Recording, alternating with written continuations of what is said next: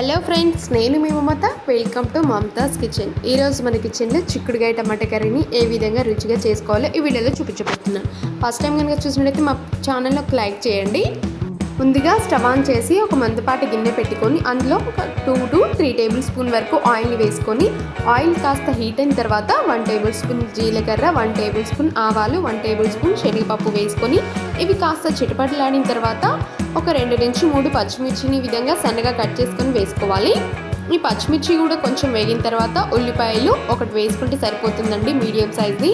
మీ ఉల్లిపాయలు బాగా వేగిన తర్వాత ఒక 1/2 టేబుల్ స్పూన్ పసుపును వేసుకొని ఇలా పసుపు అంతా కూడా దీంట్లో కలిసేలాగా బాగా కలుపుకోవాలి. ఉల్లిపాయలు బాగా కుక్ అయిన తర్వాత ఇప్పుడు దీంట్లోకి మనం చిక్కుడుగాయల్ని, ఇక్కడ నేను నాటు చిక్కుడుగాయల్ని తీసుకున్నానండి. ఇవైతేనే చాలా టేస్టీగా ఉంటాయి మనకి. అయితే నేను 1/2 kg వరకు చిక్కుడుగాయల్ని తీసుకున్నానండి. ఇవి పొట్టంతా కూడా సైడ్స్ తీసేసి ఈ విధంగా సన్నగా మధ్యలో కట్ చేసుకొని ఈ విధంగా వేసుకున్నాను.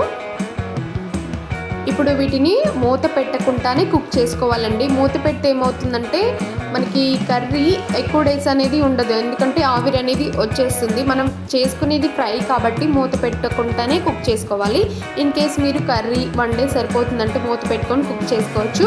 ఇప్పుడు మనకి చిక్కుడుగాయలు అనేవి చూసారు కదా, ఈ విధంగా మగ్గాలండి. కొంచెం లైట్ గోల్డెన్ బ్రౌన్ కలర్ రావాలి. ఎందుకంటే మనము టమాటాలు వేయకముందుకి చిక్కుడుగాయలను బాగా మగ్గించుకోవాలి. టమాటాలు వేసామంటే అదంతా కూడా నీళ్ళలాగా మారిపోయి త్వరగా కుక్ అవ్వదు. సో టమాటాలు వేయకముందుకే చిక్కుడుగాయలను బాగా కుక్ చేసుకోవాలి. ఇలా చిక్కుడుగాయలు ఈ విధంగా కుక్ అయిన తర్వాత ఒక 4 మీడియం సైజు టమాటాలని చిన్నగా కట్ చేసుకోవాలండి.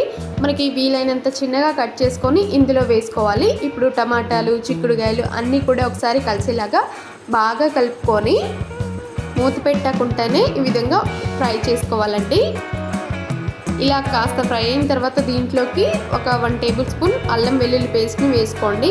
ఇక్కడ క్లిప్ అనేది మిస్ అయింది, సో మీరు వేసుకోండి. అల్లం వెల్లుల్లి పేస్ట్ వేస్తేనే టేస్ట్ చాలా బాగుంటుందండి. అలాగే ఒక 5 minutes వరకు కుక్ అయిన తర్వాత దీంట్లోకి మనము కుక్ అవ్వాలి అంటే టమాటాలన్నీ కూడా మెత్తబడాలండి. టమాటాలన్నీ మెత్తబడ్డ తర్వాతనే దీంట్లోకి ఒక రుచికి తగ్గట్టుగా 2 టేబుల్ స్పూన్ల సాల్ట్ని వేసుకోవాలి.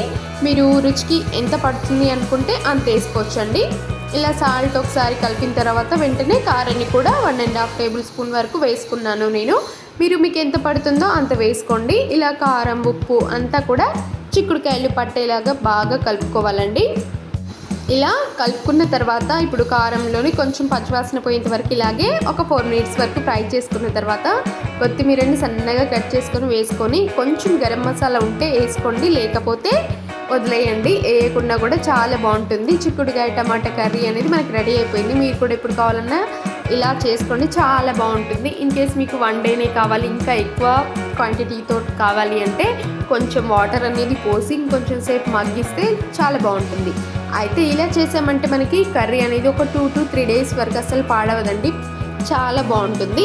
మీకు ఎలా నచ్చితే అలా చేసుకోండి. సో నా వీడియో చూసారు కదా, నా వీడియో నచ్చి లైక్ అనిపిస్తే కొంచెం లైక్ చేయండి. అండ్ మరిన్ని వీడియోస్ కింద డిస్క్రిప్షన్లో ఇస్తాను, ఒకసారి వెళ్ళి చెక్ చేయండి. అండ్ ఎలా అనిపించిందో ఏంటనేది మీ వాల్యుబుల్ ఫీడ్బ్యాక్ని నా కామెంట్ సెక్షన్లో కామెంట్ చేయండి. And thanks for watching.